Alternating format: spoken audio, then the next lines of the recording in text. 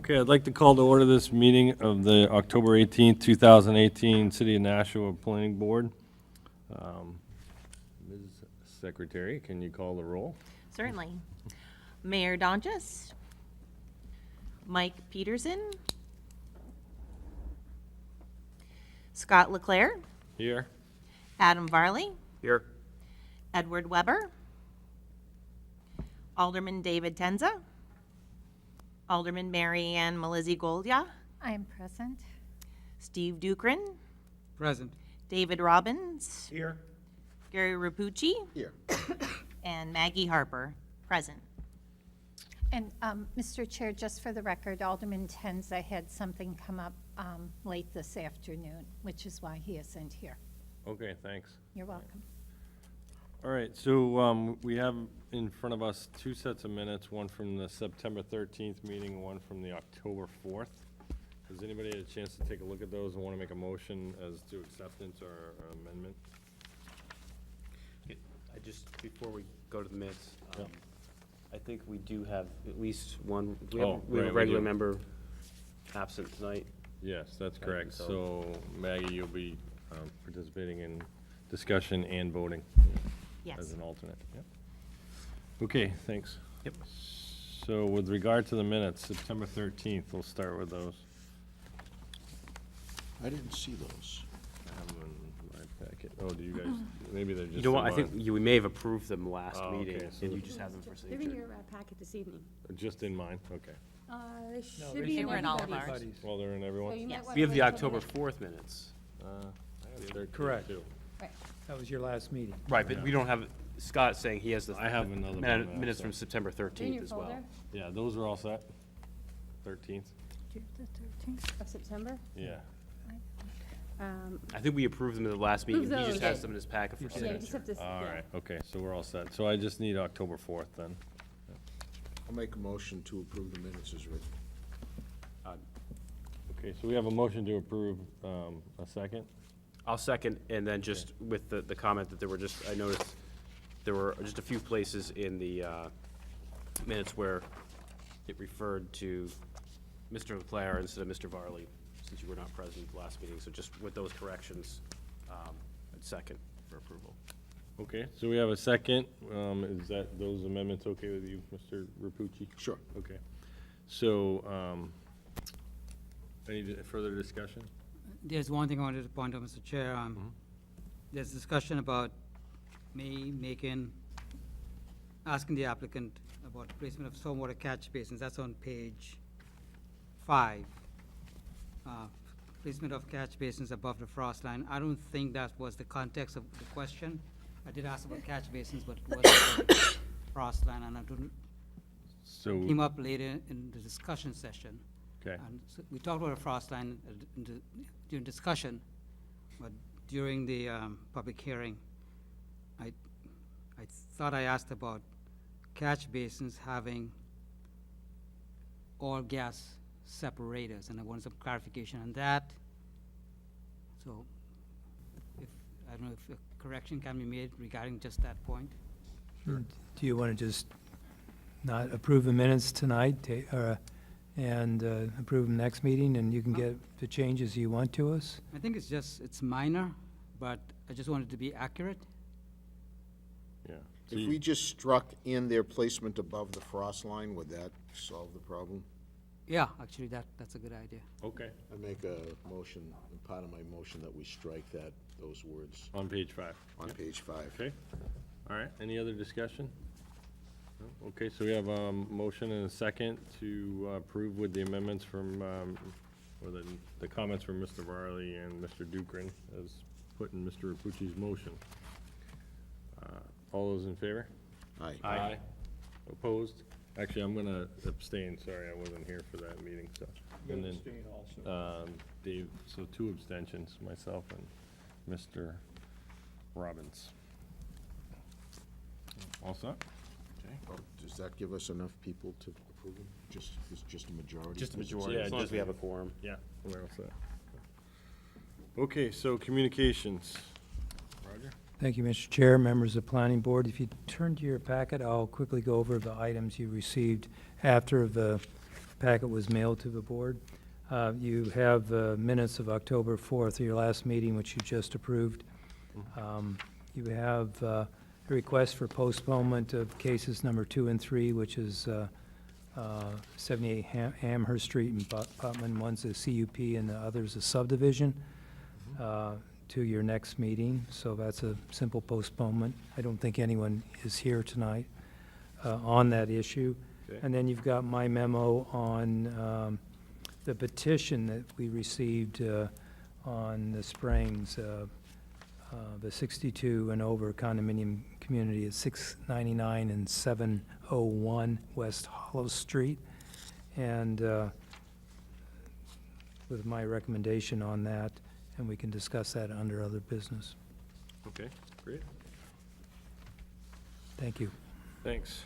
I don't think we have anybody here to report on any committees yet, so Ed's not here, so I don't think anybody has anything on report of committee or liaisons. Anybody? No. Okay, so at this point, I'll go ahead and read the procedure of the meeting and hearings. So the procedure of the meeting and hearings are as follows. After legal notice of each conditional special use permit, site plan, or subdivision is read by myself, the board will determine if the application is complete and ready for us to take jurisdiction. The public hearing will begin, at which time the applicant or representative will be given time to present an overview and description of their project. They'll speak to whether or not they agree with the recommended staff stipulations. The board will then have an opportunity to ask relevant follow-up questions of the applicant or staff. I'll then ask for testimony from the audience. First, I'll ask if there's anybody wishing to speak in opposition or concern to the plan, that they may speak. If you so choose, please come forward to the microphone, state your name and address for the record, and this will be the time for you to express your concerns or ask questions you may have regarding the plan. Next, I'll ask for testimony from anybody wishing to speak in favor of the plan. The board will then ask any relevant follow-up questions of the applicant. The applicant will then also be given a rebuttal period, at which time at which time they will respond to any concerns raised by the public testimony. If there is further concern, I'll allow one public member to respond only to those items brought forth during the applicant's rebuttal period. After this has been completed, the public hearing will end and the board will resume the public meeting, at which time we will deliberate and vote on the application before us. I'd ask that both sides keep their remarks to the subject at hand and not repeat what has already been said. We want to be fair to everybody and make the best possible decision based on the testimony presented and considering all applicable approval criteria established in the National Revised Ordinances for conditional special use permits, site plans, and subdivision plans. I'll thank everybody for their interest and courteous attention and ask that you turn off any cell phones that you have at this time. Okay, so moving forward, old business conditional special use permits, there are none. Old business subdivision plans, there are none. Old business site plans, case number 1.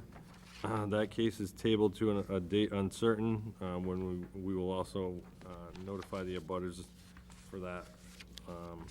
New business conditional special use permits, case number 2. We've heard that that's been asked to be postponed until November 1st, right? So officially, that's not in the packet at this time then, so we don't need to take a motion to table. New business subdivision plans, case number 3. Again, that one is also gonna be postponed till November 1st. And then new business subdivision plan, case number 4. William Ronald Gagnon, owner. Application and acceptance of proposed 2-lot subdivision. Property is located at 16 Burns Street. This is located in Ward 4. Has anybody had a chance to take a look at this application and want to make a motion as to whether it's ready for us to take jurisdiction? I'll make the motion that it's ready for us to take jurisdiction. All right, so we have the motion to take jurisdiction. Do we have a second? I'll second that. Second by Mr. Rapucci. Any discussion? All those in favor? Aye. Opposed? Motion passes. Okay, thanks. Thank you. Good evening, everybody. For the record, my name is Paul Chisholm, and I'm a project manager with Keach Nordstrom Associates. I'm joined tonight by Bill Gagnon, who's the owner and applicant for the project. The plans before you tonight propose a two-lot subdivision for the property at 16 Burn Street. The existing parcel is about 15,000 square feet and will be subdivided into two parcels. The parent lot will remain at about 9,000, and the new lot will be 6,000 square feet. In order for this to happen, the existing garage and breezeway will be raised and reconstructed on the opposite side of the existing house, along with a new driveway. And on the new lot, a new home will be built. The project meets all of the requirements in the zoning ordinance and does not ask for any relief other than two waivers, which are before you here tonight as well. The first waiver is for surveying and locating all features within 1,000 feet of a subdivision. The basis for that waiver is that all the important information has been collected for this project and happens to be within that gap. So to collect all that information would just be an unnecessary financial burden for the applicant. The second will be a fee in lieu of sidewalks. Essentially, as you're probably all familiar with, there's an accepted fee of $50 per linear foot minus of the frontage minus the width of the driveways. That results in a total fee of $5,700, which the applicant has agreed to pay. We've reviewed the staff recommendations and findings and take no exception to any of the stipulations that they are proposing. And so, you know, being a simple one lot into two subdivision, I guess I'll pass it back to you folks for any questions. Okay, thanks. Questions for the applicant? Anybody?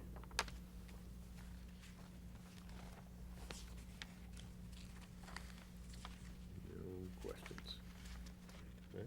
Any questions for staff at this time? No? All right, I think there are no questions for you. That's good, all right. Anybody wishing to speak in opposition to this plan? Anybody wishing to speak in favor of this plan? Okay. Any further questions or clarifications needed by the board of the applicant before I close the hearing? None? Okay. At this time, I'll close the hearing. We'll move into the public meeting. So, basically, we have in front of us just looks like a one lot into two. There's some renovation of the existing house. We have two waivers that, if anybody wants to make a motion, they should address. One of which is the existing features, which is really just drawing more information outside this, what's shown on the plans here. That's been a pretty standard waiver for this type of application, I think. And then we have the sidewalk. The applicant is looking to provide a fee, and they believe they indicated $5,700, which in our staff report, that seems to me to be consistent with the frontage minus 2 18-foot sidewalks. So anybody else have anything they want to discuss regarding this application? Sure, Mr. Rapucci. I'll just make note that with them removing the breezeway and the garage, that both lots are in completely conforming and everything that's required by the city in that area. Mm-hmm. Right. So, Okay. just put that on the record, and looks good to me. All right, great. Any other meeting discussion items? No? Anybody willing to make a motion? I'll make a motion if Mr. we're Varley? ready to do that. Sure.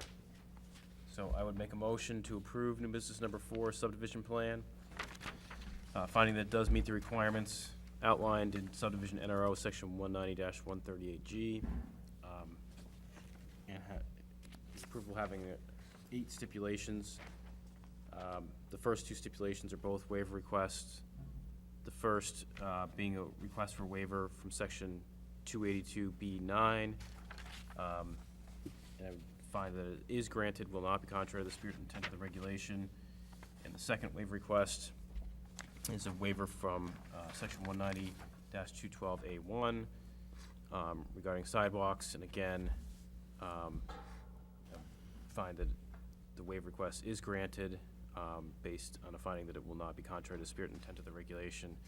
And with respect to the sidewalk waiver, the applicant has agreed to make a contribution in the amount of $5,700 in lieu of sidewalk construction. And then the remaining stipulations 3 through 8 would be as written in the staff report. Okay, so we have a motion as read by Mr. Varley with the 8 stipulations and the 2 waivers. Do we have a second on that? Second by Mr. Rapucci. Any discussion? No? All those in favor? Aye. All those opposed? None? Motion passes. Thanks. Thank you very much. Okay. All right, so next up, we have new business, site plan case number 5. That's postponed at this point to November 15th meeting. Next item on the agenda, other business, review of tentative agenda to determine proposals of regional impact. So we have a technical review meeting, notes here. Has anybody had a chance to review them? And want to make a motion? Looks like it's just a couple Riviera projects. And then the others are ones we have seen on here before, I believe. Any motion? I'll Mr. make a Rapucci? motion. Yeah,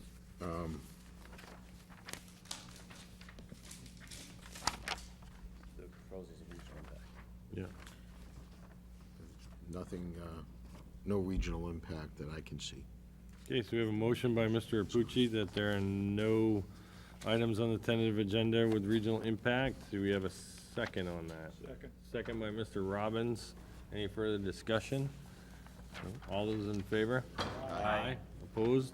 Motion passes. Okay. Next up on other business, referral from the Board of Aldermen petition for waiver of school impact fees of the Springs, a 62-plus condominium community at 699 and 701 West Hollis Street. So, do we have anybody wishing to present or speak on that? Attorney Westgate's here? Attorney Westgate? Sure, come on forward. Thank you, Mr. Chairman. Good evening, members of the board. My name is Brad Westgate. I'm a lawyer with Weiner Bennett, 111 Concord Street, Nashua. And I represent the Springs LLC, the entity which is the developer of the Springs 62-plus condominium community on West Hollis Street. Randy Chamel is one of the principals of the developers with me. I'll speak briefly, Mr. Chairman. The staff memo that the board received succinctly explains what's going on. The board may recall that you approved the site plan for this 62-plus community, 31 units, back, I think, in late 2017, as I recall. One of the standard elements of a residential project, of course, is the school impact fee ordinance. But there is a provision in the land use code that allows for a waiver from the school impact fee if the project is not reasonably anticipated to generate a need for capital improvements to the school system.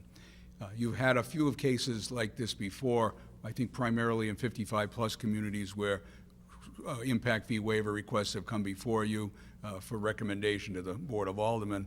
This one's actually even a little simpler and more direct. In a 62 and older community under both the land use code and state and federal law, only people who are 62 years of age or older may live in such communities. So you can't actually have school-age children living in the 62-plus community, unlike the 55 and older, where in theory you could, although in practice there's very few typically. So given the nature of this community, and given the fact that all residents have to be 62 years of age or older, the project won't generate a need for capital improvements to the school system because it won't generate school children to come out of it to live in the school system. So the Board of Aldermen ultimately passes on the request for the waiver. They seek your recommendation and that of the Aldermanic Economic and Planning Committee, which happened 2 nights ago. Chair is here from that committee. I left early, but I anticipate that the committee contemplated a favorable recommendation, which we would respectfully request from this board tonight. Okay, thanks. So I have good news for you. Yes, we did. We actually made a motion for final passage and recommended that it move on to the full Board of Aldermen. Just in anticipation of your favorable review of this request also. Should you decide there's a problem, we will certainly move it from the Board of Aldermen. But as Attorney Westgate noted, the past practice has been to waive the fees, and a 62-plus community, unlike a 55-plus community, has restrictions that will not allow school-aged children to be living there. So there is no impact on the school department. Okay. Happy to answer any questions, but Any- appreciate any your time. Questions from the board for attorney or staff? Roger, I know we got your stuff. Do you have any other input you want to make on it, or? No, other than the fact that the staff recommended favorably on this as well. Okay, The administrative officer and the planning board is supposed to weigh in together.